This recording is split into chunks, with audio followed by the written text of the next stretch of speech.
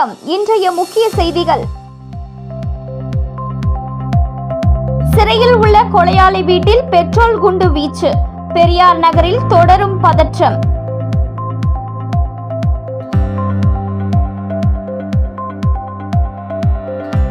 பொதுப்பணித்துறை கான்ட்ராக்டர் வீட்டில் நகை திருட்டு. ஓய்வு பெற்ற எஸ்ஐயின் உதவியாளர் கைது. இனி விரிவான செய்திகள். புதுச்சேரியில் ஓய்வு பெற்ற உதவி ஆய்வாளர் வீட்டில் பணிபுரிந்த வேலைக்காரர் வீட்டில் இருந்த 2 லட்சம் ரூபாய் மதிப்பிலான 5 சவரன் நகையை திருடிய வழக்கில் போலீசார் அவரை கைது செய்து சிறையில் அடைத்தனர். புதுச்சேரி சாரம் பகுதியைச் சேர்ந்தவர் ஓய்வு பெற்ற காவல் உதவி ஆய்வாளர் தியாகராஜன். இவரது மகன் மற்றும் மகள் வெளிநாட்டில் வசித்து வருகின்றனர். வீட்டில் தனியாக உள்ள இவருக்கு சிறுநீரக பாதிப்பு காரணமாக அவரை கவனித்துக் கொள்ள காரைக்கால் கோட்டுச்சேரியை சேர்ந்த கமலேஷ் என்பவர் பராமரிப்பாளராக நியமிக்கப்பட்டார். அவர் வீட்டில் தங்கியிருந்து தியாகராஜனை வாரந்தோறும் மருத்துவமனைக்கு அழைத்து சென்று வந்துள்ளார். இதற்கிடையே கடந்த ஏப்ரல் மாதம் தியாகராஜனுக்கு உடல்நிலை மோசமானதால் சிகிச்சைக்காக மருத்துவமனையில் அனுமதிக்கப்பட்டார். பின்னர் சிகிச்சை முடிந்து சாரம் லட்சுமி நகரில் உள்ள அவரது உறவினரான பொதுப்பணித்துறை கட்டிட கான்ட்ராக்டர் முத்துக்குமார் வீட்டிற்கு சென்று தங்கியுள்ளார். அவருடன் கமலேஷும் தங்கியுள்ளார். இந்த நிலையில் கடந்த சில தினங்களுக்கு முன்பு முத்துக்குமார் வீட்டில் இருந்த 2 லட்சம் ரூபாய் மதிப்பிலான 5 சவரன் தங்க நகை மாயமாகியுள்ளது. இது தொடர்பாக கமலேஷ் மீது சந்தேகம் ஏற்பட்டு அவரிடம் கேட்க அவர் தனக்கு எதுவும் தெரியாது என கூறியுள்ளார். இதனையடுத்து முத்துக்குமார் தன்வந்திரி நகர் காவல் நிலையத்தில் அளித்த புகாரின் பேரில் போலீசார் கமலேஷிடம் விசாரணை நடத்தி அவரின் செல்போனை வாங்கி பார்த்தபோது அவரின் வங்கிக் கணக்கில் அதிக தொகை இருப்பது தெரியவந்ததை தொடர்ந்து அவரிடம் நடத்திய கிடுக்குப்பிடி விசாரணையில் கமலேஷ் நகையை திருடி அடமானம் வைத்ததை ஒப்புக்கொண்டார். இதனையடுத்து கமலேஷை கைது செய்த போலீசார் அவர் மீது வழக்கு பதிவு செய்து 5 சவரன் தங்க நகையை மீட்டு அவரை நீதிமன்றத்தில் ஆஜர்படுத்தி காலாப்பட்டு மத்திய சிறையில் அடைத்தனர்.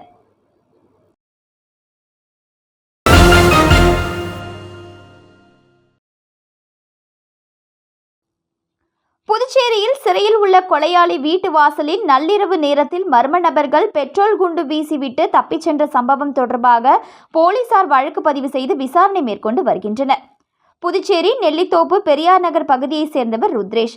ரவுடியான இவர் மீது அடிதடி, கஞ்சா விற்பனை உள்ளிட்ட 6க்கும் மேற்பட்ட வழக்குகள் நிலுவையில் உள்ள நிலையில் இவரை கடந்த ஏப்ரல் 23ஆம் தேதி முன்விரோதம் காரணமாக கங்கைமுத்து மாரியம்மன் கோவில் பால்குடம் ஊர்வலத்தின் போது அவரது தாய் மற்றும் சகோதரி கண்முன்னரே 2 மோட்டார் சைக்கிளில் வந்த 6 பேர் கொண்ட கும்பல் அவரை சரமாரியாக அரிவாள் மற்றும் கத்தியால் குத்தி கொலை செய்துவிட்டு தப்பி ஓடிவிட்டனர்.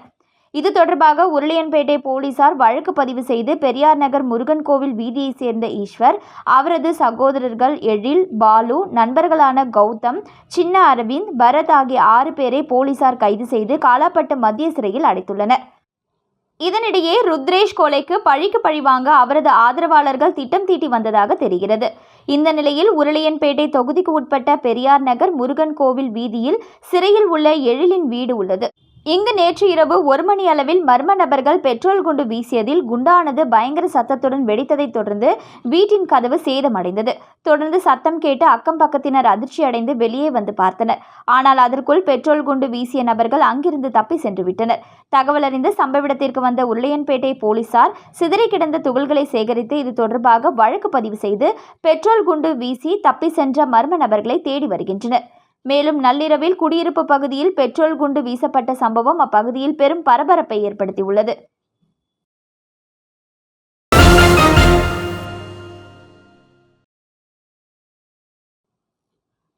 புதுச்சேரி காவல்துறை சார்பில் நடந்த கேரம் விளையாட்டு போட்டியில் வெற்றி பெற்றவர்களுக்கு கலெக்டர் குலோத்துங்கன், சீனியர் எஸ்பி நார சைத்தன்யா ஆகியோர் பரிசுகள் வழங்கி பாராட்டினார்கள். இளைஞர்கள் போதை பழக்கத்தில் ஈடுபடாமல் இருக்க புதுச்சேரி காவல்துறை சார்பில் மிஷன் இளமை என்ற திட்டம் உருவாக்கப்பட்டுள்ளது. அதன் ஒரு பகுதியாக புதுச்சேரி காவல்துறை சார்பில் வானரப்பேட்டையில் உள்ள தனியார் பள்ளியில் கடந்த 2 நாட்களாக கேரம் விளையாட்டு போட்டி நடத்தப்பட்டது. இதில் பள்ளி, கல்லூரி மாணவர்கள், இளைஞர்கள், பெண்கள் என 121 பேர் பங்கேற்றனர். இப்போட்டியில் வெற்றி பெற்றவர்களுக்கு பரிசளிப்பு விழா நேற்று மாலை நடைபெற்றது. சட்டம் ஒழுங்கு சீனியர் எஸ்பி நார சைத்தன்யா தலைமையில் நடைபெற்ற விழாவில் சிறப்பு விருந்தினராக மாவட்ட ஆட்சியர் குலோத்துங்கன் கலந்து கொண்டு கேரம் போட்டியில் வெற்றி பெற்றவர்களுக்கு பரிசுகளை வழங்கி பாராட்டினார். முதல் 3 இடங்களை பிரபாகர், கலைக்குமார், சுரேந்தர் ஆகியோர் பிடித்தனர். அவர்களுக்கு பரிசு கோப்பை, பதக்கம் மற்றும் சான்றிதழ்கள் வழங்கப்பட்டன.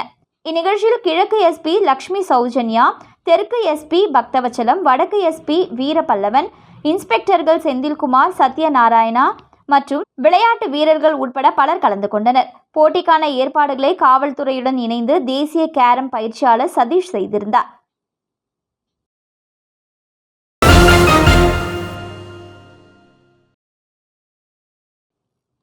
விழுப்புரத்தில் தொடரும் திமுக அமைச்சர்கள் பொன்முடி, மஸ்தான், குடுமிப்புடி சண்டை. பேனர் கிழிப்பால் திண்டிவனத்தில் சலசலப்பு. விழுப்புரம் மாவட்டத்தில் திமுகவில் வடக்கு, தெற்கு என 2 மாவட்ட செயலாளர்கள் நியமிக்கப்பட்டுள்ளனர். தெற்கு மாவட்டத்தில் பொன்முடி அமைச்சராக பதவியேற்று அப்பகுதியை அவரது கட்டுப்பாட்டுக்குள்ளும், வடக்கு மாவட்டத்தை அமைச்சர் மஸ்தான் தனது கட்டுப்பாட்டுக்குள்ளும் வைத்திருக்கின்றனர்.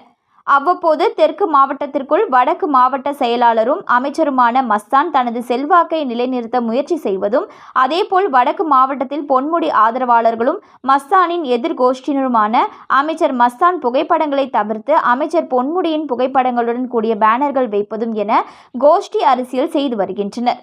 கடந்த சில மாதங்களுக்கு முன்பு செஞ்சி பேருந்து நிறுத்தம் அருகே அமைச்சர் பொன்முடியின் தீவிர ஆதரவாளர்களான மாநில தீர்மான குழு உறுப்பினர் செஞ்சி சிவா வைத்த பேனரை அமைச்சர் மஸ்தான் தரப்பினர் கிழித்ததாக புகார் எழுந்தது. அதேபோல் கடந்த சில தினங்களுக்கு முன்பு விழுப்புரத்தில் நடைபெற்ற இப்தார் நோன்பு திறப்பு நிகழ்ச்சியில் பங்கேற்ற அமைச்சர் மஸ்தானிடம் இருந்து அமைச்சர் பொன்முடி மைக்கை பிடுங்கி பரபரப்பை ஏற்படுத்தினார். இவ்வாறாக தொடர்ந்து விழுப்புரம் மாவட்டத்தில் அமைச்சர்கள் பொன்முடி, மஸ்தான் ஆகியோரின் கோஷ்டி பூசலும் குடுமிப்பிடி சண்டையும் நடைபெறுவது வாடிக்கையாக ஒன்றாக போனது. இந்த நிலையில் கடந்த சில தினங்களுக்கு முன்பு திண்டிவனம் RS பிள்ளை வீதி சந்திப்பில் முன்னாள் முதல்வர் கருணாநிதியின் பிறந்தநாளை முன்னிட்டு அமைச்சர் பொன்முடியின் தீவிர ஆதரவாளரான 17வது வார்டு நகரமன்ற உறுப்பினர் இளங்கோவன் ரேணுகா தரப்பில் 2 இடங்களில் அமைச்சர் மஸ்தான் புகைப்படத்தை சிறிய அளவிலும், அமைச்சர் பொன்முடியின் புகைப்படத்தை பெரிய அளவிலும் போட்டு பேனர் வைக்கப்பட்டது.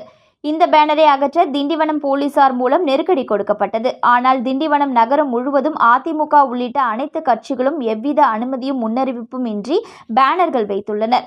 அதற்கு மட்டும் எவ்வாறு போலீசார் அனுமதி அளித்தனர்? அந்த பேனர்கள் அனைத்தையும் எடுத்துவிட்டு இந்த பேனரை அகற்றவும், மேலும் அமைச்சர் பொன்முடியின் புகைப்பட பேனரில் இருப்பதால் தான் அவற்றை அகற்ற போலீசார் அறிவுறுத்துவதாக நகரமன்ற உறுப்பினர் ரேணுகா இளங்கோவன் தரப்பில் போலீசாரிடம் வாக்குவாதம் செய்ததை அடுத்து அந்த பேனர் அகற்ற வலியுறுத்ததை போலீசார் கைவிட்டனர். இந்த நிலையில் நேற்றிரவு யாரோ சிலர் பொன்முடியின் புகைப்படம் இருந்த பேனர் கிழிக்கப்பட்டுள்ளது. இதுகுறித்து தகவல் அறிந்த பொன்முடியின் ஆதரவாளர்கள் ஒன்று திரண்டனர். இதனால் அங்கு பதட்டமான சூழ்நிலை ஏற்பட்டது. இதுகுறித்து தகவலின் பேரில் சம்பவ இடத்திற்கு விரைந்து சென்ற போலீசார் அவர்களிடம் பேச்சுவார்த்தை நடத்தி பேனர் கிழிப்பு சம்பவம் குறித்து முறைப்படி புகார் அளிக்க வலியுறுத்தியதன் பேரில் அமைச்சர் பொன்முடியின் ஆதரவாளர்கள் நகரமன்ற உறுப்பினர் ரேணுகா இளங்கோவன் தலைமையில் நகர காவல் நிலையத்தில் புகார் அளித்தனர். இதைத் தொடர்ந்து பொன்முடி ஆதரவாளர்கள் முன்னாள் முதல்வர் கருணாநிதியின் பிறந்தநாளை முன்னிட்டு திண்டிவனம் நகரம் முழுவதும் அதிக அளவிலான பேனர்கள் வைப்பதென முடிவு செய்துள்ளதாக கூறப்படுகிறது. இந்த சம்பவத்தால் திண்டிவனத்தில் பரபரப்பு ஏற்பட்டது.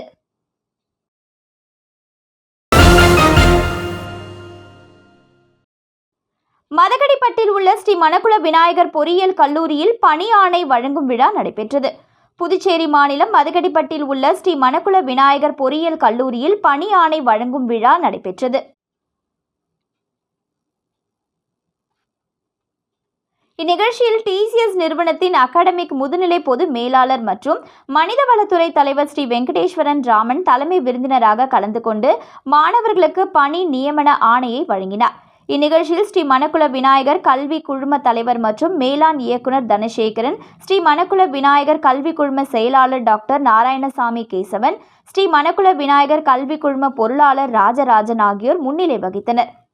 ஸ்ரீ மணக்குள விநாயகர் பொறியியல் கல்லூரியின் இயக்குனர் மற்றும் முதல்வர் முனைவர் VSK வெங்கடாச்சலபதி வரவேற்புரையாற்றினார். மற்றும் மணக்குள விநாயகர் இன்ஸ்டிடியூட் ஆஃப் டெக்னாலஜியின் முதல்வர் முனைவர் மலர்கண் கலந்து கொண்டு விழாவை சிறப்பித்தார்.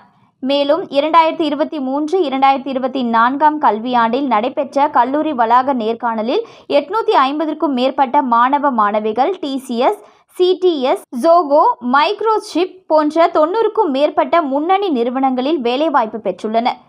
இந்நிறுவனங்கள் மாணவர்களுக்கு 3 லட்சம் முதல் 12 லட்சம் ரூபாய் வரை சம்பளம் வழங்கியது குறிப்பிடத்தக்கது. இந்நிகழ்ச்சியில் வேலைவாய்ப்பு மைய தலைவர் முனைவர் கைலாசம் வேலைவாய்ப்பு மையத்தின் செயல்பாடுகள், வேலைவாய்ப்பு பெற்ற மாணவர்கள் விவரங்கள் மற்றும் இக்கல்லூரியில் வழங்கப்படும் பல்வேறு பயிற்சிகளை பற்றி விவரித்தார். தலைவர் மற்றும் மேலாண் இயக்குனர் தனசேகரன், கல்லூரி இயக்குனர் வெங்கடாச்சலபதி, தலைமை விருந்தினர் ஸ்ரீ வெங்கடேஸ்வரன் ராமன் ஆகியோர் சிறப்புரையாற்றினர். இந்நிகழ்ச்சியில் தேர்வு கட்டுப்பாட்டாளர், கல்லூரியின் அனைத்து துறை டீன்கள், துறை தலைவர்கள், பேராசிரியர்கள், மாணவர்கள் கலந்து கொண்டனர். இந்நிகழ்ச்சி நிறைவாக வேலைவாய்ப்பு மையத்தின் பயிற்சி அதிகாரி முனைவர் மதுசூதனன் நன்றி கூறினார். இந்நிகழ்ச்சியை வேலைவாய்ப்பு மையம் ஏற்பாடு செய்திருந்தது.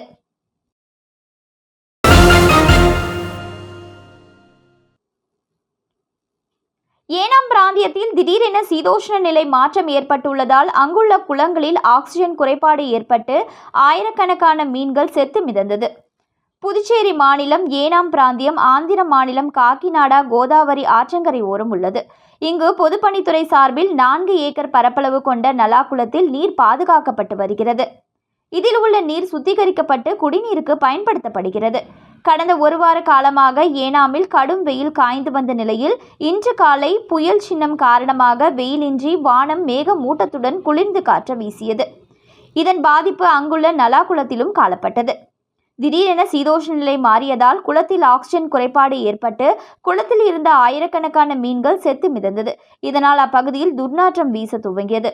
இது தொடர்பாக பொதுப்பணித்துறையினர் விரைந்து வந்து உள்ளூர் மீனவர்கள் உதவியுடன் இறந்த மீன்களை அங்கிருந்து அப்புறப்படுத்தினர்.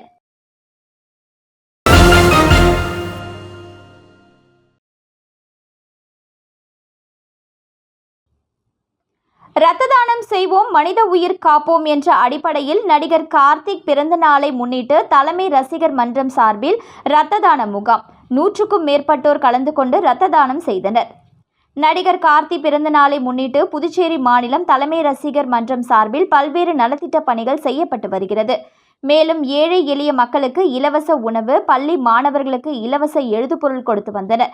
இந்த நிலையில் இரத்த தானம் செய்வோம், மனித உயிரை காப்போம் என்ற அடிப்படையில் புதுச்சேரி மாநிலம் கார்த்தி மக்கள் ரசிகர் மன்றம் சார்பாக நடிகர் கார்த்தி பிறந்த நாளை முன்னிட்டு புதுச்சேரி மாநில தலைவர் ராஜ்குமார் ஏற்பாட்டின் பேரில் இரத்த தான முகாம் நடைபெற்றது.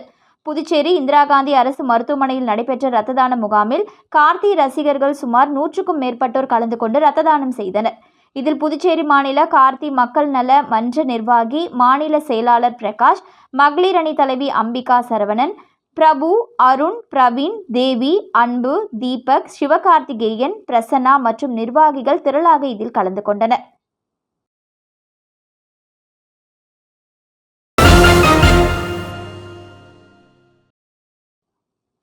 மடுவுப்பேட்டை சேத்திலால் நகர் லாசுப்பேட்டையில் உள்ள அன்னை ஆரோக்கிய மாதா புதுப்பிக்கப்பட்ட ஆலயத்தின் 9ஆம் ஆண்டு திருவிழா கொடியேற்றத்துடன் துவங்கியது. புதுச்சேரி மடுவுப்பேட்டை சேத்திலால் நகர் புதுப்பிக்கப்பட்ட அன்னை ஆரோக்கிய மாதா ஆலயத்தின் 9ஆம் ஆண்டு திருவிழா இன்று கொடியேற்றத்துடன் துவங்கியது. காலை 10 மணி அளவில் ரெயின்போ நகர் ஜான் மரிய விண்ணியப்பர் ஆலயத்தின் பங்குத்தந்தை JM கிரகோரி திருப்பலி நடத்தி மந்திரிக்கப்பட்ட அன்னையின் கொடியை ஏற்றி வைத்தார். திருவிழாவில் ஊர் பொதுமக்கள் மற்றும் ஊர் பெரியோர்கள், நிர்வாகிகள் பலர் கலந்து கொண்டு விழாவினை சிறப்பு செய்தனர்.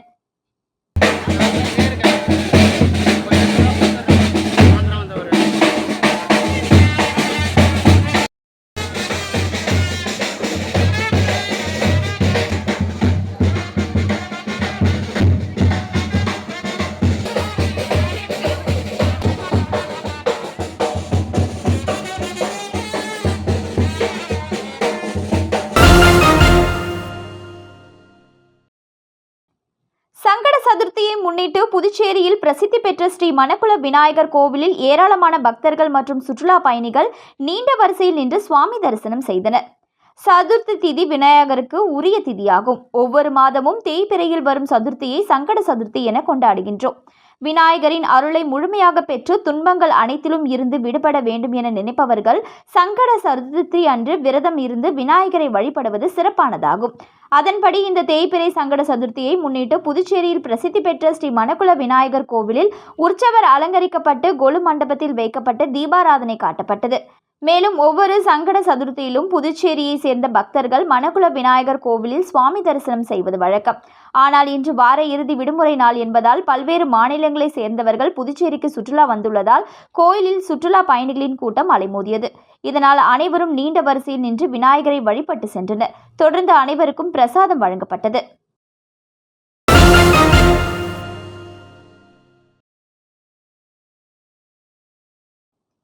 வி. மணவெளி பகுதியில் ஸ்டெப்பிங் ஸ்டோன்ஸ் மழலையர் பள்ளியில் அமைச்சர் நமச்சிவாயம் குத்துவிளக்கு ஏற்றி திறந்து வைத்தார். புதுச்சேரி மாநிலம் வில்லியனூர் சட்டமன்ற தொகுதிக்கு உட்பட்ட திருக்காஞ்சி சாலை வி. மணவெளி பகுதியில் அமைந்துள்ள stepping stones play school nursery day care பள்ளி திறப்பு விழா நடைபெற்றது.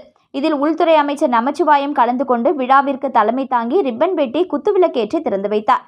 இதனைத் தொடர்ந்து அமைச்சர் நமச்சிவாயத்திற்கு பொன்னாடை போர்த்தி வரவேற்பு அளிக்கப்பட்டது. தொடர்ந்து அமைச்சர் நமச்சிவாயம், நிறுவனர் உமா, சசி ஆகியோரிடம் பூச்செண்டு கொடுத்து வாழ்த்துக்கள் தெரிவித்தனர். இந்நிகழ்ச்சியில் சிறப்பு அழைப்பாளராக பாஜக பிரமுகர் முகமது யூனஸ், தொழிலதிபர் குமரன் ஆகியோர் கலந்து கொண்டு விழாவினை சிறப்பித்தனர். மேலும் இப்பள்ளியில் தற்போது குறைந்த கட்டணத்தில் மாணவர்கள் சேர்க்கை நடைபெற்றுக் கொண்டிருப்பதாகவும், பள்ளி காலை 9 மணி முதல் மாலை 3 மணி வரை இயங்கும் என்றும் மழலையர் பள்ளியின் நிறுவனத்தினர் தெரிவித்தனர். மேலும் திறப்பு விழாவின் முன்னிட்டு குறைந்த கட்டணத்தில் சேர்க்கை நடைபெற்று வருவதாக மழலையர் பள்ளியில் தரப்பில் தெரிவிக்கப்பட்டுள்ளது. திறப்பு விழாவில் பெற்றோர்கள், ஆசிரியர்கள், மாணவர்கள், பொதுமக்கள் என ஏராளமானோர் கலந்து கொண்டனர். விழாவில் கலந்து கொண்ட அனைவரையும் நிறுவனர்கள் உமா, சசி ஆகியோர் இன்முகத்தோடு வரவேற்றனர். மீண்டும் இன்றைய முக்கிய செய்திகள். சிறையில் உள்ள கொலையாளி வீட்டில் பெட்ரோல் குண்டு வீச்சு. பெரியார் நகரில் தொடரும் பதற்றம்.